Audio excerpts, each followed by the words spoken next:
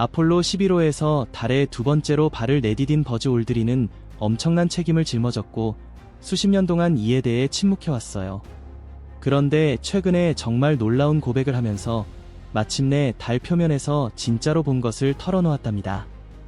우주 경쟁 이야기. 1957년 10월 4일 소련이 지구 궤도에 스푸트니크 1호를 쏘아 올렸어요. 이건 해변공만 한 크기의 구체였는데 기술적 우위를 선언하면서 미국을 완전히 충격에 빠뜨렸죠. 미국은 그때까지 더 큰 폭탄에 집중하느라 로켓 혁신을 소홀히 했거든요. 이 사건이 바로 역사상 가장 야심찬 경쟁, 우주 경쟁을 불태웠어요. 소련은 1961년 4월 12일에 다시 한번 앞서갔어요. 27살의 유리 가가린이 보스토크 1호를 타고 지구를 한 바퀴 돌며 108분 동안 우주에서 지낼 수 있다는 걸 증명했거든요. 인간이 우주에서 살아남을 수 있다는 걸 보여준 거예요. 미국은 바로 반격에 나섰어요. 1961년 5월 25일 케네디 대통령이 의회 앞에서 20년 안에 사람을 달에 착륙시키고 안전하게 돌려보내겠다고 선언했죠. 그때까지 인간의 우주 비행 경험이 앨런 세퍼드의 중궤도 비행 15분밖에 안 됐는데도 말이에요. 아폴로 프로그램은 연방 예산의 거의 4%까지 차지할 정도로 커졌어요. 오늘날 가치로 따지면 약 2천억 달러 정도 되는데 한국 돈으로 환산하면 대략 2,800조 원에 달해요. 나사 직원은 3만 6천 명에서 40만 명 이상으로 폭발적으로 늘었고 2만 개가 넘는 기업과 대학이 참여하면서 인류 역사상 가장 큰 평화 시기 기술 프로젝트가 됐답니다. 버즈 올드린의 통찰. 버즈 올드린은 달 위를 걸어본 12명의 인간 중 한 명인데요. 최근 아폴로 11호에서 겪은 이야기들을 공유하면서 우주 커뮤니티에 큰 흥분과 논란을 불러일으켰어요.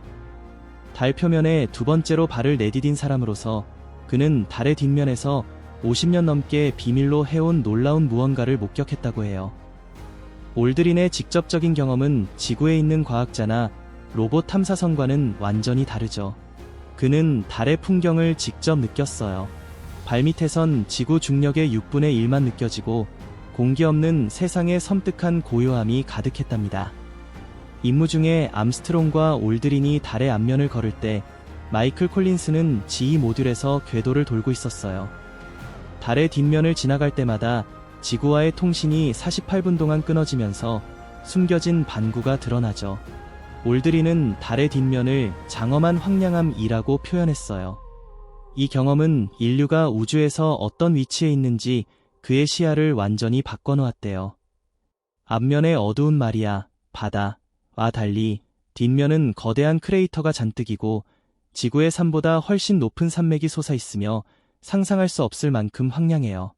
버즈는 이 비밀을 50년 넘게 지켜왔어요. 나사에 거부당했지만 멈추지 않고 모든 장벽을 뚫어낸 올드린. 그런데 운명의 한 번의 반전이 어떻게 그를 전투의 하늘에서 달의 가장자리까지 이끌었을까요? 어린 시절과 경력. 버즈 올드린의 최근 고백의 의미를 제대로 이해하려면 그가 달에 오르기까지의 놀라운 여정을 알아봐야 해요. 그는 1930년 1월 21일에 에드윈 유진 올드린 주니어로 태어났고 일찍부터 재능을 보였어요. 1951년에 웨스트 포인트에서 3등으로 졸업하며 기계공학 학위를 받았는데 압박 속에서도 최고로 잘 해내는 능력을 보여줬죠. 한국전쟁에서 미 공군 제트 전투기 조종사로 더 큰 시련을 겪었어요. 20대에 F-86 세이버로 66번의 실전 임무를 수행하면서 미그-15두 대를 격추했고 우주 비행에 꼭 필요한 신경과 판단력을 갈고 닦았답니다. 대부분의 조종사들과 달리 올드린은 고급 공부를 계속해서 MIT에서 천문항법학 박사 학위를 받았어요. 우주 비행사 중 처음으로 박사 학위를 가진 사람이었죠. 그의 논문은 궤도 랑데부 기술에 관한 거였는데 아폴로 성공에 필수적이었어요. 조종 기술과 궤도 역학, 중력, 공학에 대한 깊은 지식을 완벽히 결합한 셈이죠. 하지만 나사 우주 비행사 지원할 때 시험 조종사 경험이 없다는 이유로 거부당했어요. 포기하지 않고 계속 도전하면서 역사에 남을 차이를 만들었답니다. 나사 이후의 활약. 나사가 제트기 비행시간이 1000시간 이상인 조종사를 포함하도록 기준을 바꾸자 올드린은 바로 기회를 잡았어요. 그는 총 2500시간 넘는 비행 경력을 가지고 있었고 그중 2200시간이 제트기 비행시간이었기 때문에 요구 조건을 훌쩍 넘었죠. 그래서 1963년 10월에 제3기 우주비행사 그룹에 합류하게 됐답니다. 달 여행길은 쉽지 않았어요. 제미니 10호이 백업 요원으로 배정받았는데 원래 팀이 안타까운 비행기 사고로 전원 사망하면서 짐 러벨과 함께 주임무 요원으로 승격됐어요. 그 덕분에 리더십을 갈고 닦을 수 있는 기회가 생겼죠. 1966년 12월 12일에 발사된 제미니 12호에서 올드린은 진짜 빛을 발했어요. 그는 랑데부와 도킹을 완벽하게 해냈고 역사상 가장 긴 우주 유영 기록도 세웠죠. 이 모든 걸 통해 과학을 한 단계 발전시켰고 달 착륙 준비가 완벽하다는 걸 증명했답니다. 아폴로 계획 이후에는 화성 탐사를 가장 열정적으로 밀어붙였어요. 특히 올드린 사이클러라는 걸 직접 발명했는데 지구와 화성의 중력을 이용해서 연료를 거의 안 쓰고 계속 왕복할 수 있는 궤도예요. 마르데 우주판 지하철처럼 미래의 식민지를 만들기 위한 최고의 교통수단이 될 거라고 믿었죠. 그의 공로를 인정받아 1969년에 대통령 자유훈장을 받았지만 사실 진짜 보상은 인류가 별을 향해 나아가는 길을 열어준 거라고 생각해요. 아폴로 11호 임무 1969년 7월 16일 플로리다 케이프 커네버럴에 100만 명의 관중이 모여서 아폴로 11호가 33개 나라에 생중계되고 미국인 2,500만 명이 지켜보는 가운데 발사됐어요. 협정 세계시 13시 32분에 길이 363피트, 무게 620만 파운드인 세턴 V 로켓이 연료를 가득 채운 채로 760만 파운드의 추력을 내며 하늘로 솟아올랐어요. 이 추력은 후버댐 85개에 맞먹는 거예요. 12분 후에 지구 궤도에 진입했죠. 지구를 한 바퀴 반 돌고 나서 승무원들이 SIVB 엔진을 점화해서 시속 2만 5천 마일로 사흘 동안 달로 향하는 여행을 시작했어요. 7월 19일에 달 뒤로 사라지면서 엔진을 불태워 달 궤도에 진입했어요. 평온의 바다 착륙 지점을 탐사하면서 30번이나 빙빙 돌았죠. 7월 20일에 알드린과 암스트롱이 이글 착륙선에 들어가서 17시 44분에 콜린스가 콜롬비아 명령선에 남아있는 동안 분리됐어요. 알드린의 항법 전문 지식이 컴퓨터 경보가 울리는 가운데 착륙을 안내했어요. 암스트롱이 수동으로 착륙했는데 연료가 25초 분량밖에 남지 않았어요. 나가기 전에 장로교 장로인 알드린이 6분의 1 중력 속에서 최초의 외계 성찬식을 거행했어요. 요한복음 15장 나는 포도나무여 너희는 가지라는 말씀을 읽었죠. 이 행위는 지구에서 24만 마일 떨어진 곳에서 그들의 업적에 영적인 차원을 더해줬어요. 암스트롱이 먼저 나왔고 19분 후인 7월 21일 협정 세계시 3시 15분에 알드린이 뒤따라 나왔어요. 알드린은 장엄한 황량함이라고 표현했어요. 아름답지만 낯선 곳이라고요. 표면에서 21시간 36분 동안 머물렀고 우주 유영은 2시간 31분이었어요. 깃발을 꽂고 실험을 하고 닉슨 대통령과 통화하고 47.5파운드의 샘플을 모았어요. 지금도 사용 중인 지진계와 레이저 반사기를 설치했죠. 알드린은 바위를 체계적으로 기록하고 봉투에 넣었고 암스트롱은 크레이터를 뛰어다니며 도르래를 써서 샘플을 확보했어요. 이글의 상승 엔진을 완벽하게 발사해서 콜롬비아와 제외했어요. 단계를 버리고 귀환해서 총 195시간 18분 35초 만에 7월 24일 태평양에 착수했어요. 달의 뒷면. 이제 올드린의 최근 폭로가 진짜로 흥미로워지는 부분이에요. 아폴로 11호 이후 올드린은 나사에서 계속 일하면서 우주왕복선 프로그램 설계를 도왔고 1971년에 공군으로 복구했죠. 나사 경력 전체 동안 그는 289시간 53분 동안 우주에서 보냈고 그중 7시간 52분은 선에 활동을 했어요. 하지만 달 궤도를 돌면서 본 것들이야말로 그가 이제야 자세히 이야기하려는 거예요. 올드린은 아폴로 임무 중에 달의 뒷면을 관찰했다고 했어요. 거기 착륙하지는 않았지만요. 그의 관찰이 소중한 이유는 로봇 탐사선으로는 절대 따라올 수 없는 인간의 눈으로 직접 본 관점이기 때문이에요. 그가 달의 뒷면을 장엄한 황량함이라고 표현한 건 단순한 과학적 측정을 뛰어넘는 거예요. 달의 뒷면은 지구에서 본 어떤 풍경과도 완전히 다른 정말로 이질적인 세계예요. 우리의 행성 표면에 대한 이해를 완전히 뒤흔들 만큼요. 매일 밤 우리가 보는 앞면에는 익숙한 검은 바다, 마리아, 나 평원이 있지만 뒷면은 충돌 크레이터로 가득한 지옥 같은 풍경, 하늘을 찌르는 산맥, 그리고 지구의 어떤 지형도 압도하는 거대한 지질 구조물들로 이루어져 있어요. 올드린이 궤도에서 본 건 앞면과 똑같은 양의 햇빛을 받지만 지질학적 역사가 달라서 완전히 다른 모습의 세계였어요. 앞면에 있는 커다란 검은 현무암 평원이 뒷면에는 거의 없고 대신 고대달 고지대가 지배적이에요. 수십억 년 동안 우주에서 날아온 충돌로 뒤덮인 크레이터가 빼곡한 지형이죠. 올드린이 관찰한 온도 차이는 정말 상상하기 힘들어요. 달의 낮이 대략 2주일 동안 계속되면 온도는 127도 섭씨 또는 260도 하씨까지 치솟아요. 그건 납, 아연, 주석을 녹일 만큼 뜨거운 거예요. 하지만 2주일 동안 이어지는 달의 밤에는 영하 173도 섭씨 또는 영하 280도 하씨까지 떨어져요. 질소가 얼어붙을 만큼 추운 거죠. 궤도 위에서 그런 극단적인 온도 변화를 지켜보는 걸 상상해보세요. 올드린과 동료들은 궤도를 돌면서 낮과 밤의 경계선, 즉 터미네이터 선이 달 표면을 천천히 가로지르는 걸 봤어요. 태양빛이 타오르는 달의 낮에서 치명적인 추위의 밤으로 바뀌는 과정을 직접 목격했죠. 그 온도 차이는 300도 섭씨 또는 540도 하씨 나돼요. 하지만 올드린의 시선을 가장 사로잡은 건 남극에 익힌 분지였어요. 태양계 전체에서 가장 큰 충돌 크레이터 중 하나죠.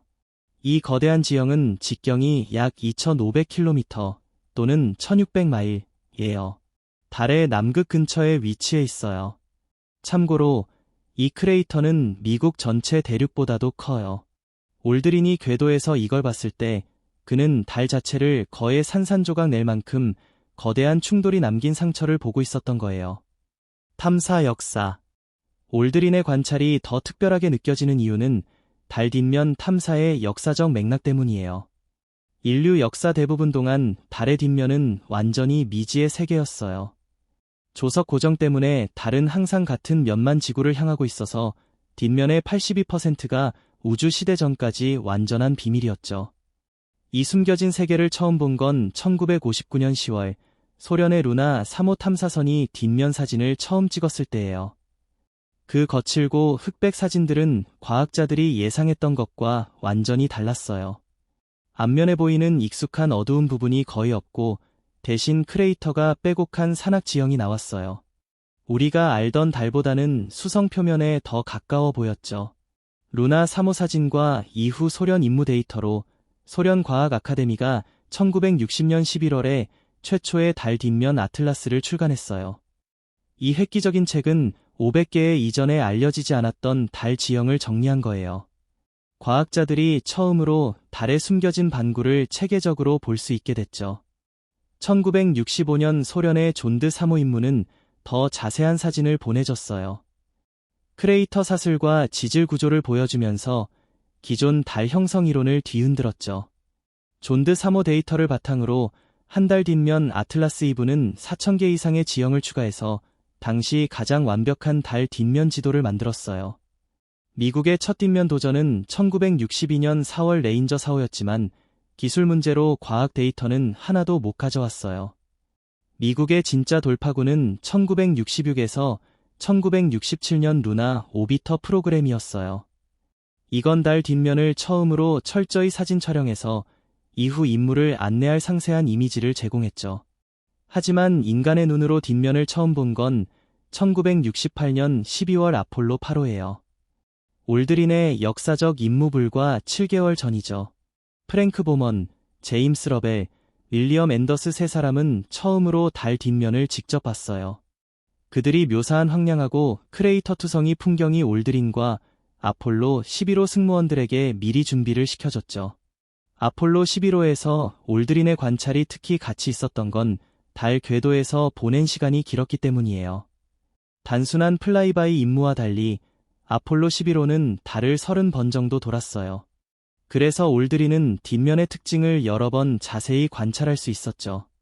매번 지나갈 때마다 거대한 크레이터 사슬부터 수백 마일 길이의 그림자를 들이우는 높은 산맥까지 새로운 면을 드러냈어요. 뒷면을 지날 때마다 생기는 통신 차단은 이 관찰에 소름 끼치는 분위기를 더했어요. 매 궤도마다 48분 동안 지구와 완전히 단절됐어요. 아폴로 8호 이전에는 아무도 보지 못한 풍경을 내려다보며 우주 속에 떠서 홀로 생각에 잠기게 됐죠. 이런 고립의 순간들은 달 뒷면을 경험한 모든 아폴로 우주 비행사들에게 깊은 영향을 줬어요. 현대 탐사와 발견들. 아폴로 임무가 끝난 후 수십 년 동안 달의 뒷면 탐사는 정말로 불가능해 보였어요. 가장 큰 장애물은 통신 문제였죠. 달 뒷면에 착륙한 우주선은 지구와 직접 연락이 끊어지기 때문에 실시간 제어가 불가능하고 데이터 전송도 엄청나게 어려웠거든요. 하지만 최근 기술 발전 덕분에 이제 달 뒷면 탐사가 가능해졌어요. 2018년에 중국이 달 뒤쪽에 있는 L2 라그랑주 점에 케이치아오 중계위성을 발사했어요. 이 위성은 지구와 달 뒷면 우주선 사이의 통신 다리 역할을 해서 끊김없이 연락이 가능하게 해줬죠. 정말 오랜 세월 동안 우주기관들을 괴롭히던 문제를 완벽하게 해결한 멋진 아이디어였어요. 2019년 1월 3일, 중국은 많은 사람들이 불가능하다고 생각했던 것을 해냈어요. 달 뒷면에 최초로 부드럽게 착륙한 거예요. 창어 4호 임무는 첨단 과학 장비를 갖추고 남극 에이켄 분지 안에 있는 폰카르만 크레이터에 착륙했죠. 이건 단순한 기술 성과가 아니라 달 탐사의 새로운 시대를 여는 시작이었어요. 창어 4호가 이룬 발견들은 달 뒷면에 대한 우리의 이해를 완전히 바꿔놓았어요. U2-2 로버에 탑재된 달투과 레이더를 이용해서 과학자들은 달 뒷면의 내부 구조를 지금까지 볼 수 없었던 세밀함으로 분석할 수 있었어요. 고대 충돌로 튀어나온 물질층들을 매핑하면서 이 신비로운 지역의 지질학적 역사를 밝혀냈죠. 가장 중요한 발견 중 하나는 달 뒷면 지하의 자세한 구성 성분이었어요. 레이더 데이터로 다양한 충돌 사건에서 나온 잔해물층들이 뚜렷하게 나타났고, 이는 수십억 년 전으로 거슬러 올라가는 우주 폭격의 타임라인을 만들어줬어요. 이 정보는 달의 역사뿐만 아니라 우리 태양계 전체의 초기 역사를 이해하는 데 큰 도움이 되고 있어요. 임무는 또한 달 극지방 근처 영구 음영 크레이터에 물얼음이 존재한다는 것을 확인했어요. 이 발견은 미래 달 탐사와 인간 정착에 엄청난 의미를 가져요. 물얼음은 식수로, 호흡할 수 있는 산소로, 로켓 연료로 바꿀 수 있어서 우주에서 가장 귀한 자원 중 하나예요. 하지만 아마도 가장 흥미로운 발견은 달 뒷면의 고대 지각에서 발견된 특이한 광물 구성 성분이었어요. 이 광물들은 달이 형성된 직후 아직 용암 상태일 때 만들어진 거라서 초기 지구와 화성 크기 천체의 충돌로 생긴 파편에서 달이 만들어진 당시의 조건에 대한 단서를 주고 있어요.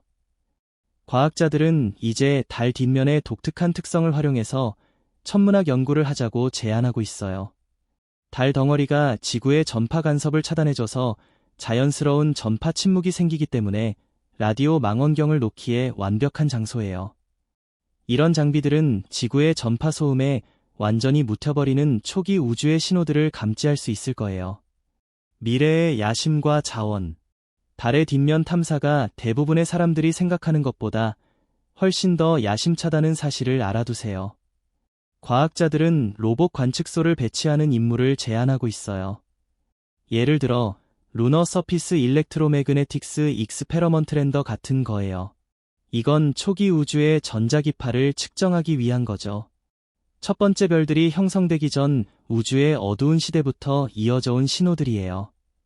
이 신호들은 빅뱅부터 지금 우리가 보는 우주까지 어떻게 진화했는지에 대한 우리의 이해를 완전히 바꿔놓을 수 있어요.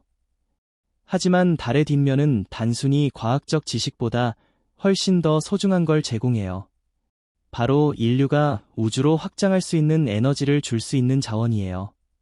달의 뒷면에 있는 마리아 지역은 지구의 자기장에 의해 태양풍으로부터 보호받아서 헬륨-3이라는 희귀 동위원소가 높은 농도로 모여 있다고 믿어져요. 헬륨-3는 핵융합 반응로의 연료로 사용할 수 있어요.